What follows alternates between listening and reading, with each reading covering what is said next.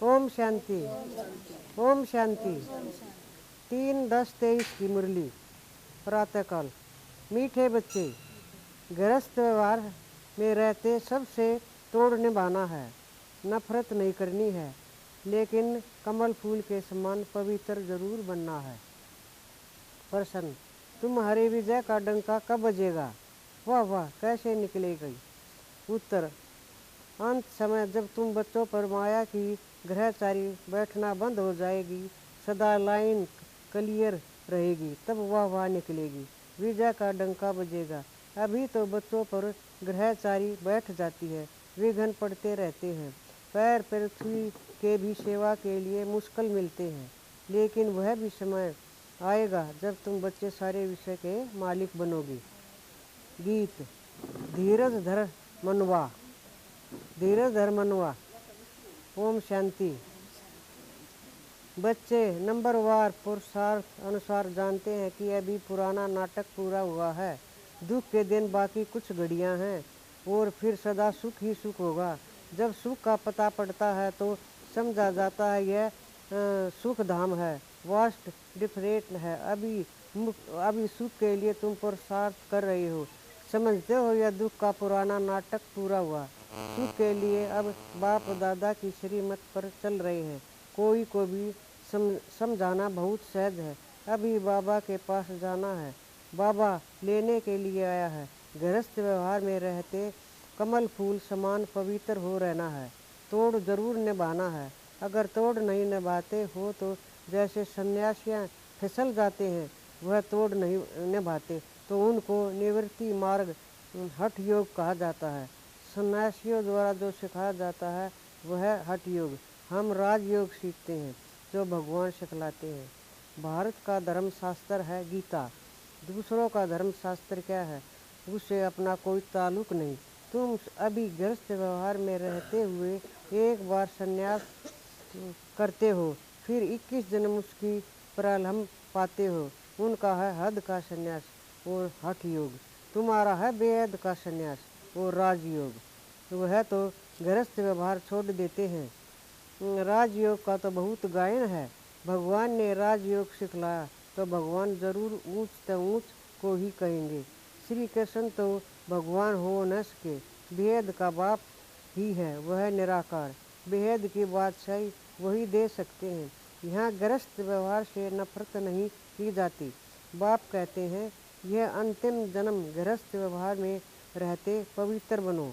पतित पावन किसी सन्यासी को नहीं कहा जाता, सन्यासी खुद भी गाते हैं पतित पावन, उनको याद करते हैं, वह भी पावन दुनिया चाहते हैं, परंतु यह नहीं जानते कि वह दुनिया ही एक और है, जबकि वह गृहस्थ व्यवहार में है ही नहीं। वह तो देवताओं को भी नहीं मानेंगे, वह कभी राजयोग सिखला न सके, न बाप कभी हठ योग सिखला सकते, न सन्यासी कभी राजयोग सिखला सकते हैं। यह समझने की बात है। अभी दिल्ली में वर्ल्ड कॉन्फ्रेंस होती है, उनको समझना है, लेखन में सभी को देना है। यहाँ तो मतभेद हो जाता है, लिखत में होगा तो सभी समझ जाएंगे उन्हें का उद्देश्य क्या है। अभी तुम समझते हो हम हैं ब्राह्मण कुल के, हम शूद्र कुल के मेंबर कैसे बन सकते हैं, या विकारी कुल में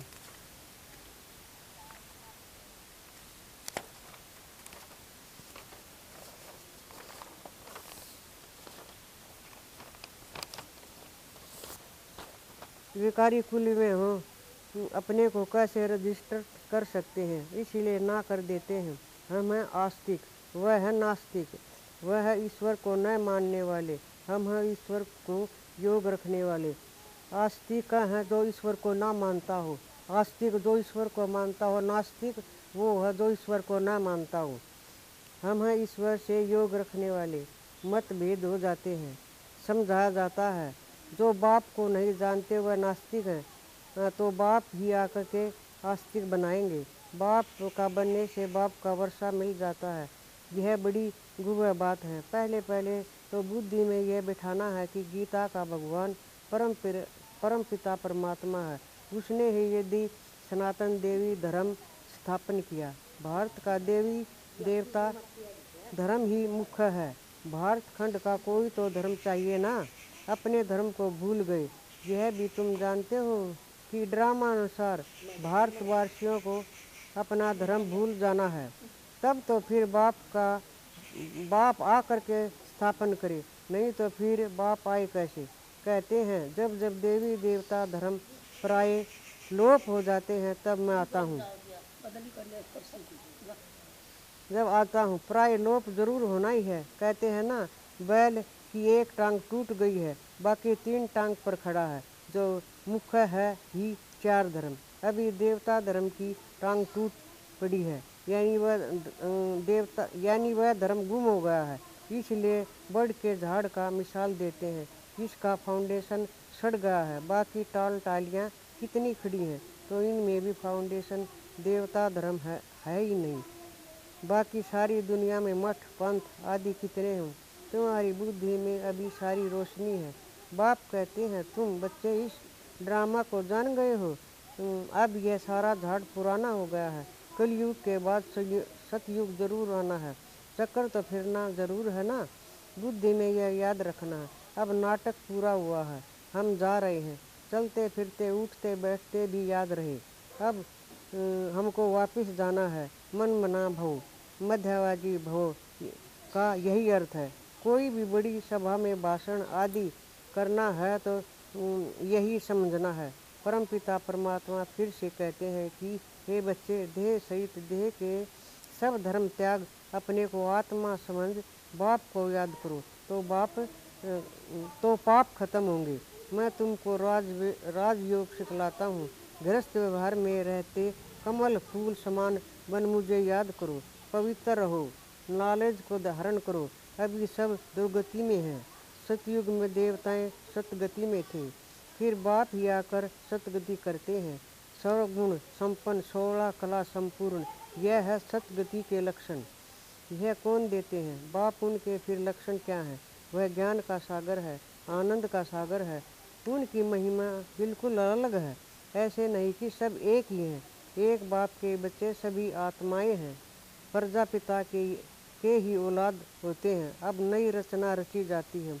प्रजापिता की औलाद तो सब हैं, परंतु वे लोग इन बातों को जानते ही नहीं। ब्राह्मण वर्ण है सबसे ऊंच, भारत के ही वर्ण गाए जाते हैं। 84 जन्म लेने में इन वर्णों से पास करना होता है। ब्राह्मण वर्ण है संगम युग पर। तुम बच्चे अभी स्विफ्ट साइलेंस में रहते हो। यह साइलेंस सबसे अच्छी चीज़ है। वास्तव में शांति हार तो गले में पड़ा हुआ है। चाहते हो तो सब है शांति घर में जाए, परंतु यह रास्ता कौन बताए? शांति के सागर के सिवाय तो कोई बता न सके। टाइटल अच्छा दिया हुआ है, शांति का सागर, ज्ञान का सागर। श्री कृष्ण तो स्वर्ग का प्रिंस है। वह है मनुष्य सृष्टि का बीज रूप। कितना रात दिन का फर्क है। कृष्ण को सृष्टि का बीज कह नहीं सकते। सर्वव्यापी का ज्ञान तो ठहर न सके। बाप की महिमा अपनी है। वह सदैव पूज्य है, कभी पुजारी नहीं बनता। ऊपर से तो पहले जो आते हैं वह पूज्य से पुजारी बनते हैं। पॉइंट तो ढेर समझाई जाती है। एग्जीबिशन में कितने आते हैं, परंतु कोटों में कोई ही निकलते हैं। कोई मंजिल बड़ी भारी है, प्रजा तो ढेर बनती रहेगी। माला में आने वाले दाने कोटों में कोई ही निकलते हैं। नारद का भी मिसाल है। उनको कहा तुम अपनी शक्ल देखो, लक्ष्मी को वरने लायक हो। प्रजा तो बहुत बनती है, राजा फिर भी राजा है। एक एक राजा को लाखों प्रजा रहती है। पुरुषार्थ तो ऊंच करना ही है। राजाओं में भी कोई बड़ा राजा कोई छोटा राजा है।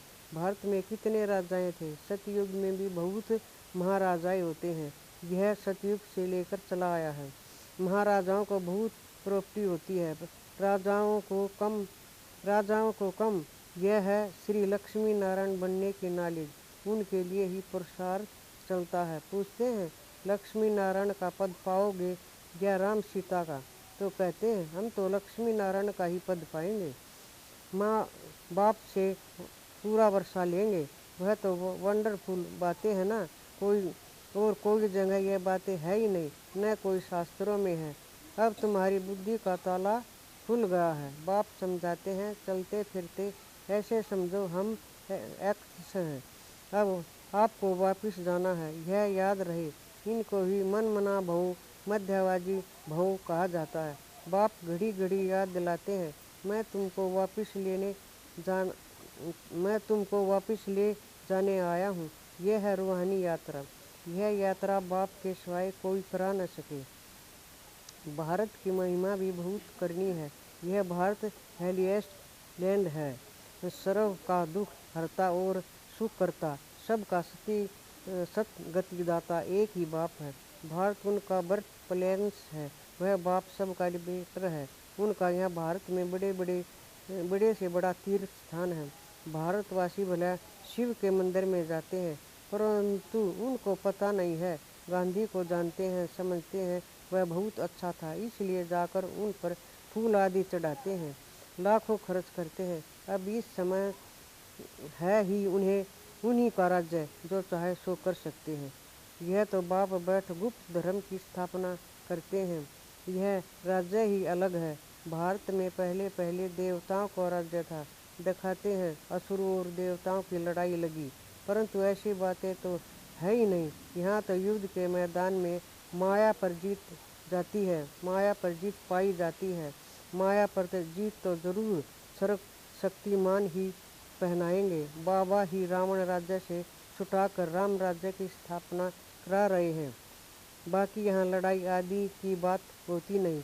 अभी देखेंगे तो सृष्टि सर्वशक्तिमान इस समय क्रिश्चियन लोग हैं।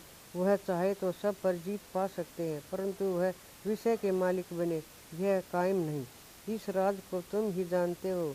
इस समय सर्वशक्तिमान राजधानी क्रिश्चियन की है, नहीं तो उन्हीं की संख्या कम होनी चाहिए, क्योंकि लास्ट में आए हैं। परंतु 3 धर्मों में यह धर्म सबसे तीखा है, सबको हाथ कर बैठे हैं। यह भी ड्रामा बना हुआ है। इनके द्वारा ही फिर हमको राजधानी मिलनी है। कहानी भी है, 2 बिल्ले लड़े तो मक्खन बीच में तीसरे को मिल जाता है, तो वह आपस में लड़ते हैं। मक्खन बीच में भारतवासियों को ही मिलना है। कहानी तो पाई पैसे की है, अर्थ कितना बड़ा है। मनुष्य कितने बेसमंद हैं, एक्टर होते हुए भी ड्रामा को नहीं जानते, बेसमंद हो पड़े हैं। समझते भी गरीब हैं। साहूकार लोग कुछ भी नहीं समझते।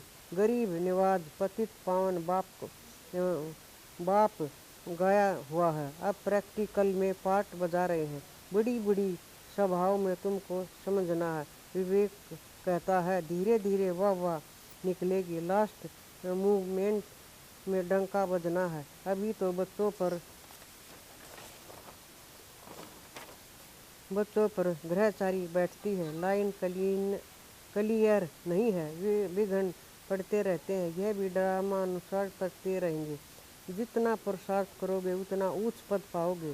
पांडवों को 3 पैर पृथ्वी नहीं मिलते थे। अभी का यह गायन है, परंतु यह किसको पता नहीं कि वह फिर प्रैक्टिकल में विषय के मालिक बने। तुम बच्चे अब जानते हो, इसमें अफसोस नहीं किया जाता। कल पहले भी ऐसे ही हुआ था। ड्रामा के पट्टे पर खड़ा रहना चाहिए, हिलना नहीं चाहिए। अब नाटक पूरा होता है, चलते हैं सुखधाम। पढ़ाई ऐसी पढ़नी है जो उच्च पद पा लेवे। अच्छा, मीठे मीठे स्किल दे बच्चों प्रति माता पिता बाप दादा का याद कर। Good morning. रूहानी बाप की रूहानी बच्चों को नमस्ते। क्योंकि रूहानी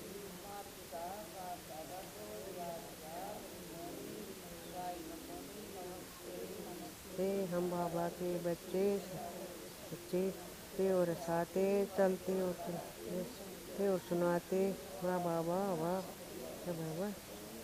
ओम शांति। धारणा के लिए मुख्य सार। चलते फिरते अपने को एक्टर समझना है। ड्रामा के पट्टे पर अचल रहना है।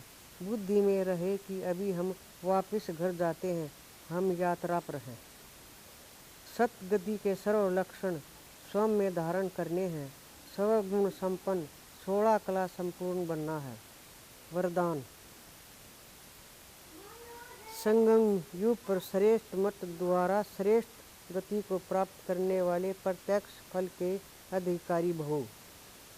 संगम युग पर श्रेष्ठ मत के आधार पर जो श्रेष्ठ कर्म करते हो उसका प्रत्यक्ष फल अर्थात सफलता अभी ही प्राप्त होती है। इसलिए कहते हैं जैसी मत वैसी गत। जो लोग समझते हैं मरने के बाद गति मिलेगी, लेकिन आप बच्चों को इस अंतिम मरजीवा जन्म में हर कर्म की सफलता का फल अर्थात गति प्राप्त होने का वरदान मिला हुआ है। आप भविष्य के इंतजार में नहीं रहते, अभी अभी करते और अभी अभी प्राप्ति का अधिकार मिल जाता है। इसको भी कहते हैं रचयिता का रचना से सच्चा प्यार। स्लोगन: दृढ़ संकल्प से हर कदम में बाप को फॉलो करने वाले ही संपन्न बनते हैं। दृढ़ संकल्प से हर कदम में बाप को फॉलो करने वाले ही संपन्न बनते हैं। ओम शांति।